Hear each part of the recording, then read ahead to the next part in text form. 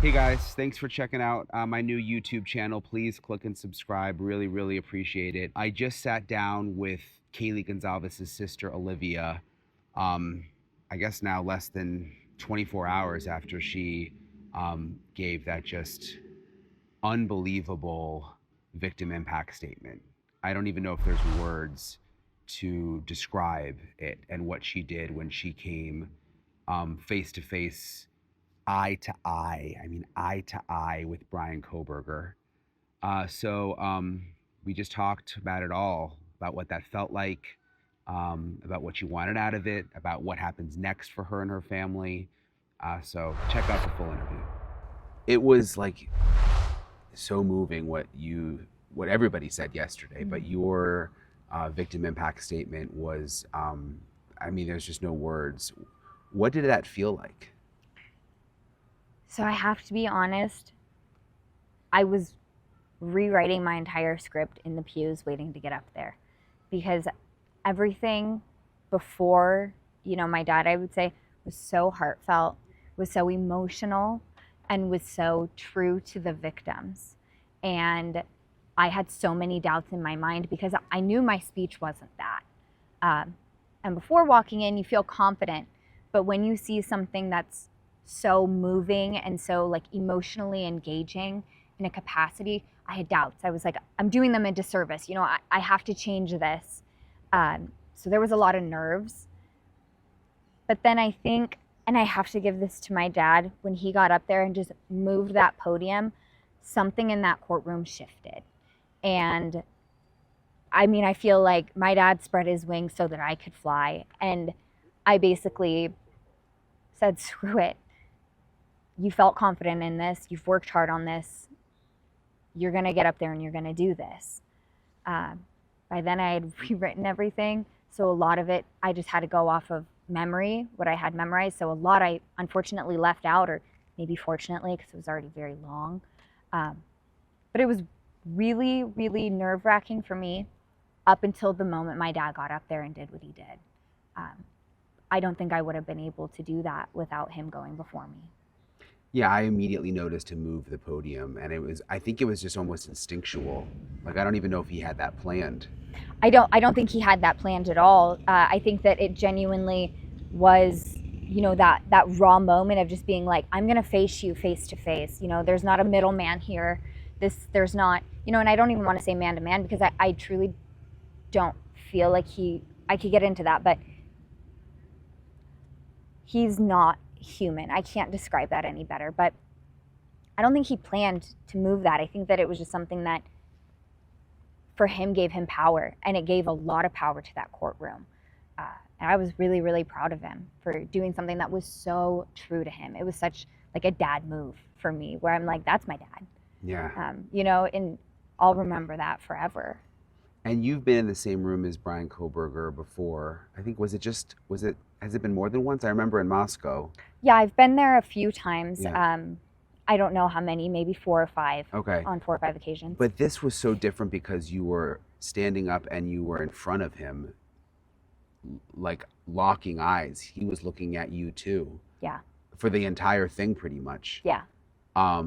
So what did you see? Like, I've never been able to see him that way. Yeah, I've never seen him in that capacity either. Even in times that I've been in the courtroom with him or watching like the live stream, I purposefully avoid, not because of like a fear or anything, just because I don't feel like he deserves it, right? Like, I try not to focus my time on this individual. But my speech wasn't to Kaylee and Maddie, it was for them. And if Kaylee and Maddie had been here today, it was something that I feel like would have rung true to them. So I wanted to maintain that eye contact as much as I possibly could. And when I tell you, there's not a human there, right? I'm not scared of this individual. I'm not intimidated by him. Truly, I'm not. But when I tell you, there's a primal sense of alarms. Like, my body was telling me, run, get out. This is a threat. This is not a human capacity. I can't explain to you, like, it wasn't an animal. It wasn't like, the best description I can give you is like if I had come face to face with an alien, because back behind there, there's no human being, there's no humanity. I don't know if you've seen Gerald's Game, and I don't even know if I should bring this up, but the Moonlight Man, it genuinely felt like that. Like, this is a creature that my body doesn't recognize. And that fear was almost like an instinctual panic. So to fight that down, you know, and to try to like tell yourself like, you're okay. Like, you know, you're here for a purpose and we're going to do this purpose, but you're okay, was something that I didn't anticipate. You think it's just a human being, and I'm not scared of human beings, but he is not that. When I tell you that raw anger and that raw rage in his eyes was something that I don't have the words, but it was not human. Did he show anything? Did he show any acknowledgement of what you were saying? I think it's difficult for me to view that, because I think that that would be more of like a looking back in hindsight type deal. But for me, it was just one-on-one. Like, and I was ready to stand on business, right? Like I was there. There was nothing that was going to make me back down from that moment. And all I felt was rage. Almost from the very, very beginning, all I felt was rage. At one point in my speech, when I'm speaking more to how I'm trying to say this was an impact statement, I'm more so directed towards the judge, and I turn my body in that direction. And I could feel that specific stare the entire time. It was unrelenting. And all I remember feeling really was like, this guy's pissed. Like, this is anger like I've never experienced firsthand before. I think you showed him and the other family members too that you had the power.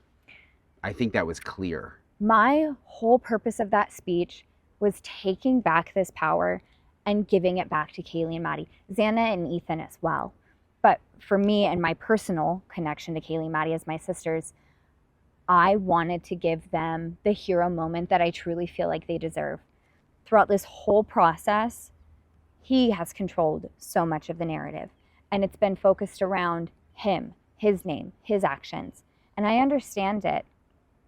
But in my shoes, it pisses me off at times, because you see Idaho students, University of Idaho students, his name victims, or just the headline of his name.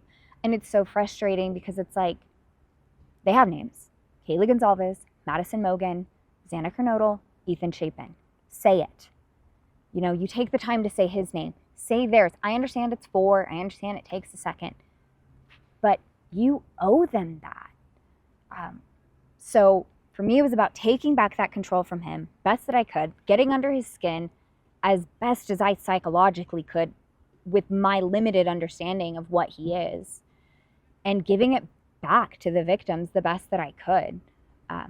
And it was all genuine. It was all incredibly true. Everything that I've said, that I did say, I think was accurate to who he is, who they were. And I truly do believe Kaylee would have kicked his ass.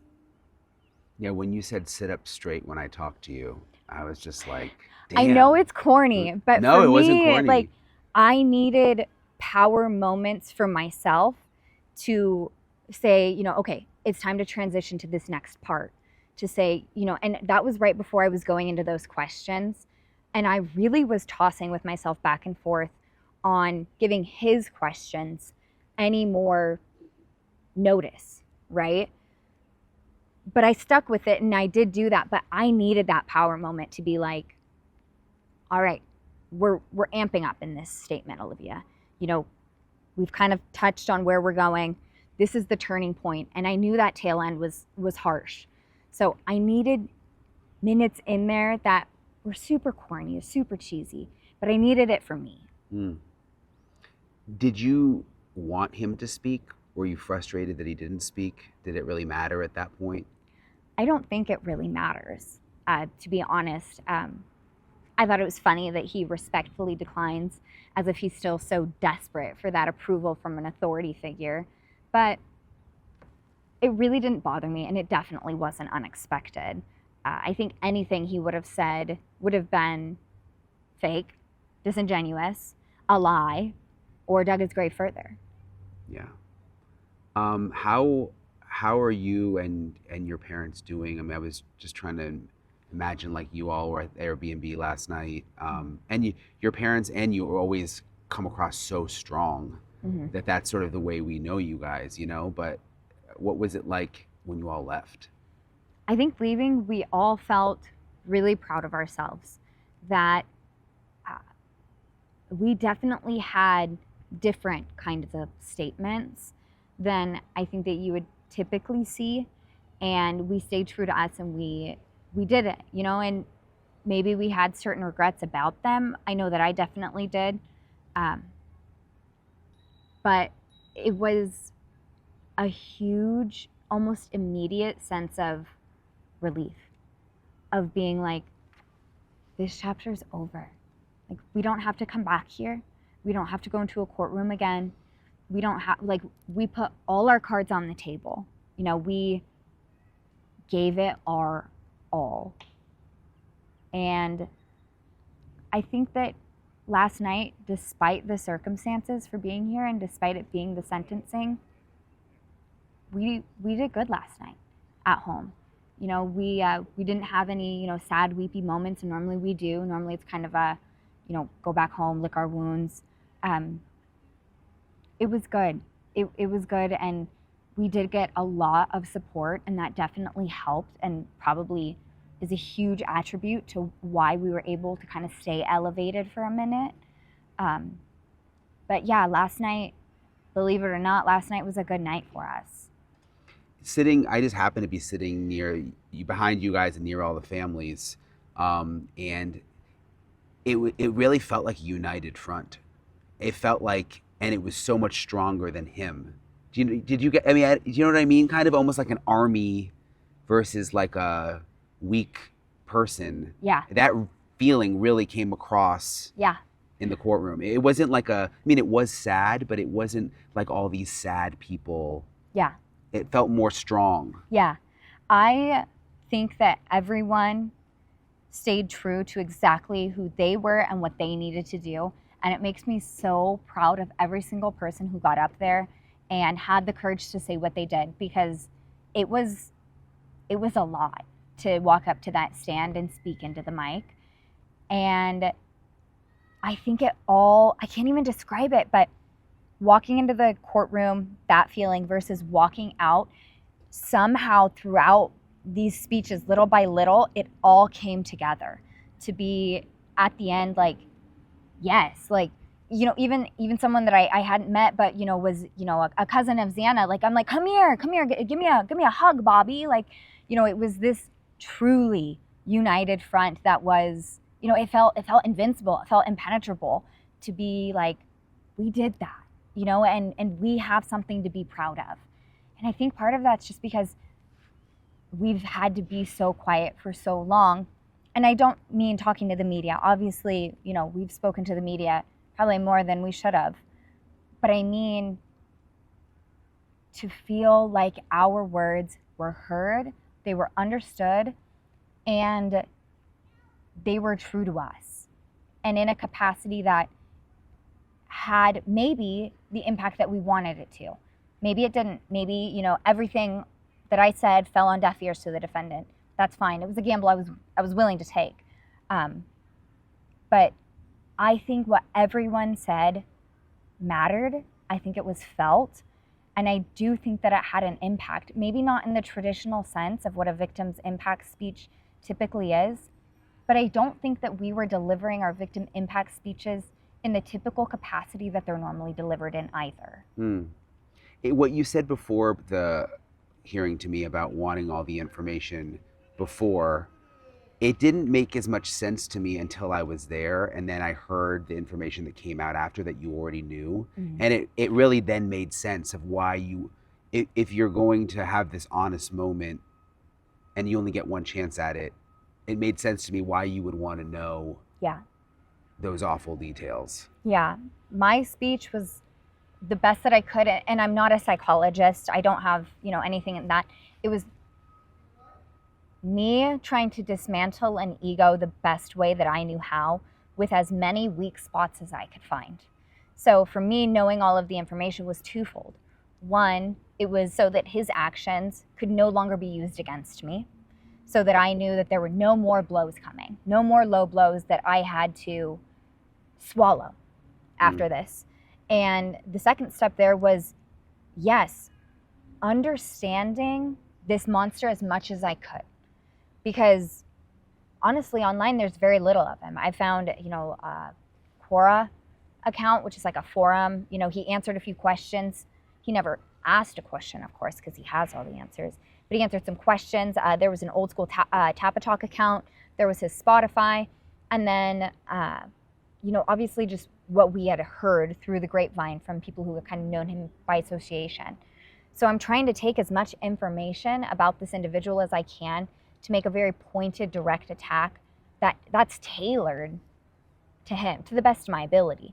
So I wanted as much information as I could so that I could, leave no stone unturned. Maybe the rap career really does embarrass you. I don't know.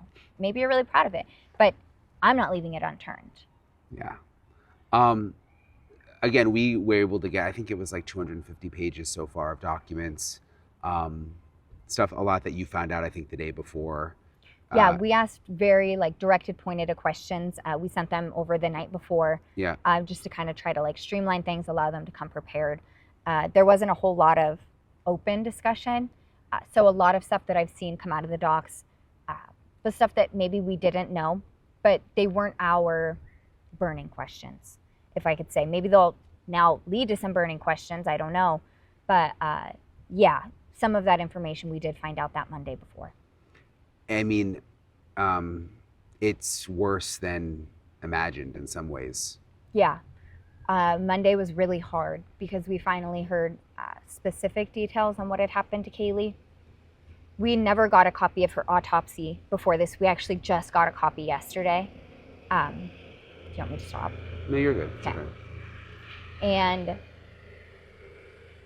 so we had her death certificate, which just lists causes of death. And then I think there was some secondary information there.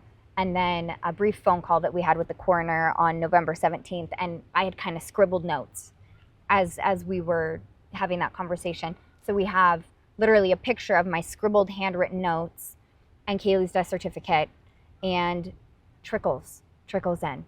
And some of it is true and some of it's not true, but you don't know what part's true and what's not true. So Monday was really, really hard to hear a lot regarding, the specifics of what had happened. And not that we didn't know, but just hearing how hard Kaylee really did fight.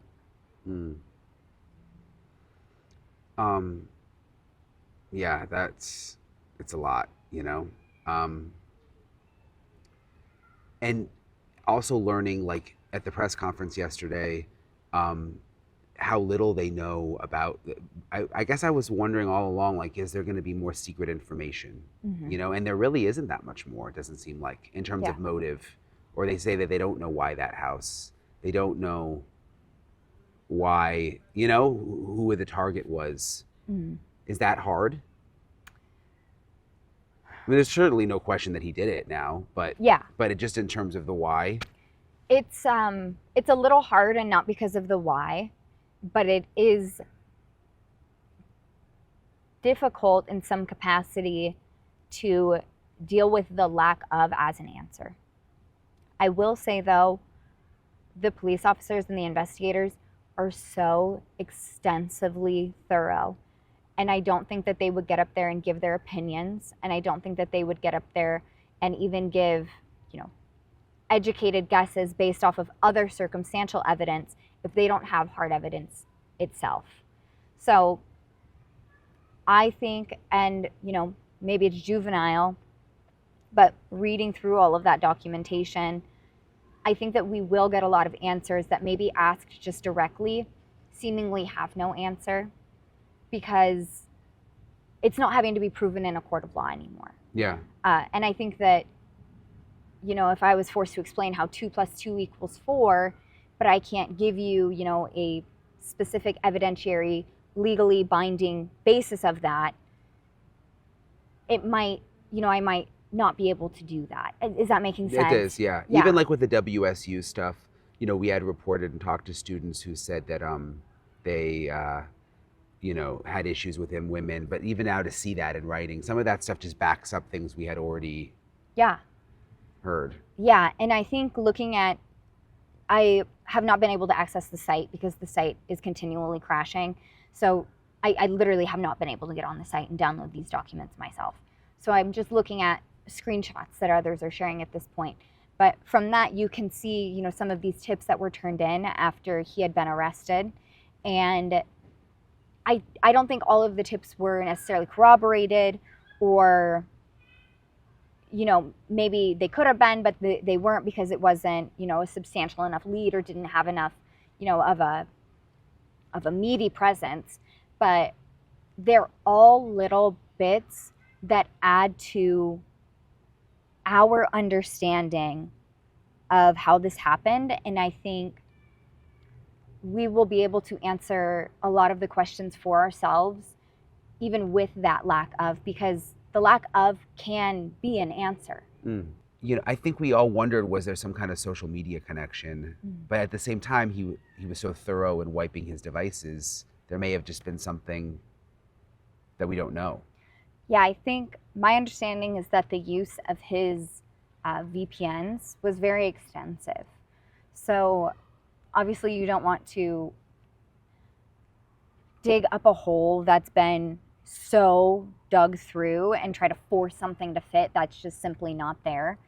But like I said, I think sometimes the lack of is telling, where what we have is during hours that there was no business being in the neighborhood, unless you lived in the neighborhood or knew someone in the neighborhood, which clearly he didn't. There's no alibi there. On 23 occasions, at least, that his phone was on and with him for that time, he's over there. So you kind of have to ask yourself, why? And while I do think that, yes, his cover-up in some capacity worked, it's odd because some of the other stuff he did was so dumb. He purchased a gift card for $120, turned right around, purchased the K-bar knife with the sheath, the sharpener, and vegan supplements immediately. But purchased the gift card on his debit card, then used the gift card on his parents' Amazon account, which seems so dumb, knowing what you're going to do with this weapon, right? And then on top of that, he Googles, and doesn't do this on a VPN, how to delete his Amazon purchase history, which seems so ignorant, right? So it's kind of difficult to understand how he made his choices, what he thought was not a big deal versus what he thought was a big deal, something that should be wiped or done in a secret VPN tunnel or whatever you want to call it. But I don't think it's out of the question to make an inference to say he found him somewhere. Their Instagrams weren't private. We know that he hid his online behavior. We have proof of that. So is it that big of a jump to maybe consider this? I don't know. I think it's an individual question. Yeah, I think a lot of these questions we're just always going to have too. Yeah, yeah. For me, I don't really have any question. I think that, yes, it's very obvious that this wasn't random. He wasn't randomly just driving around houses, their specific neighborhood, on 23 different occasions, specifically drove by their house, 3, almost 4 times that night, and then just randomly went into, I think that that's out of the question, considering what we do know about him, that he did try to be methodical, and he did try to be, or have a plan. So I think that if you consider that, he probably wanted the crime to seem random or to be automatically associated to, a known associate of one of the kids, because typically that's who is responsible for something like this. So I think that he absolutely knew who, at least one of them were, either through, face-to-face surveillance, being out the home, or, some sort of online inference into their social media, or, a mixture of the two. You're in this weird moment where you have the attention of like the world. The case does, your sister does. I mean, I know it's weird, but people are very invested in this. Yeah, they've changed a lot of lives. Yeah. And you've made the point, which is such a good point, of like, we should just move on from talking about him. And obviously, it's the day after the sentencing. We still kind of have to a little, but like, what do you think Kaylee would want in this moment? Like, what would she want people to do with this energy that has been created and this interest? Like, how can people remember her? You know what I mean? Yeah, that's a really good question. And it might be too soon to really know, but yeah, I mean, I reserve my right to evolve. Yeah. But right now, I think Kaylee would be really happy and really proud of everyone who takes this as an opportunity to, gain confidence and to, maybe find their voice a little bit, or, and I don't even mean in the court systems, it could be something as simple as, standing up to your bully, and I know that that seems small comparative to murder and violence like this, but it's not. That's such like a life-changing situation for so many people. And I think that she would be really proud and really happy to know that her life made a difference in empowering people to be a stronger or more confident version of themselves. And I know that Maddie would feel the same way in regards to, being kind, being empathetic, and showing up authentically every day, because who you are is so specific to you. It has, you are the only you. And I know that's so cheesy, but it truly is how I feel about the girls, is they were so authentically them.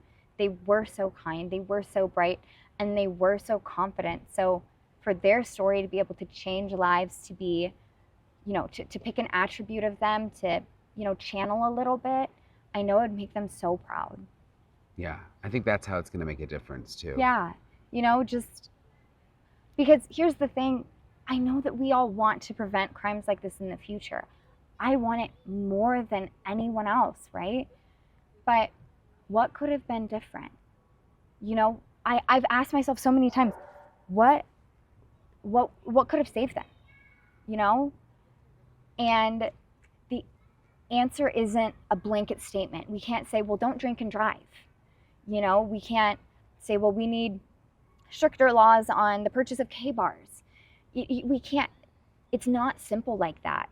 So as much as I want to prevent this, I think the best way, or, maybe just the takeaway from this, isn't so focused around that, but it's more about, seriously, like, live your life to the absolute fullest and be a good friend, be a good sister, a good wife, a good, girlfriend. Not that they were wives, but be you as authentically as possible, because life is way too short to have regrets at the end. And unfortunately, you don't know when that end is going to hit you. Yeah. And just my last thing, I mean, do you go back to California? I mean, kind of based on what you just said, like, I don't know, do you go back different after this? I mean, do you go back, you've got kids, is this sort of a new chapter now, or? Yeah, I definitely felt a levity after yesterday. Like, as soon as I was able to sit back down, and I didn't anticipate this either, but I felt so much better.